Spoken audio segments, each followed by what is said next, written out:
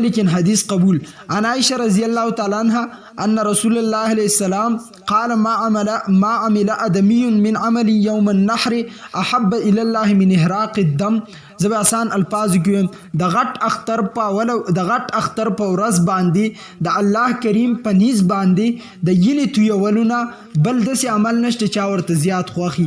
الله ته خوښ عمل په دغه ورځ باندې اینه تویول دي.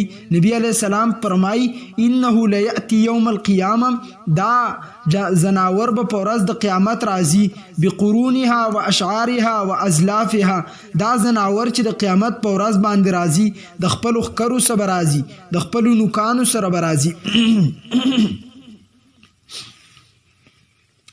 د الله جل جلاله دربار ته. وان الدم يقع من الله بمكان قبل ان يقع من الارض فطيب بها نفسا. په دې ورځ باندې بنده چې کله قرباني کوي د قرباني یینه زمکه ته نه تلی چې الله رب العالمین د دې بنده ګناهونه معاف کی. دا د قرباني فضیلت دی. یینه زمکه ته نه د توي شوی چې الله ستا ګناهونه په دې باندې معاف کوي. د غشان روایت کې راځي کنه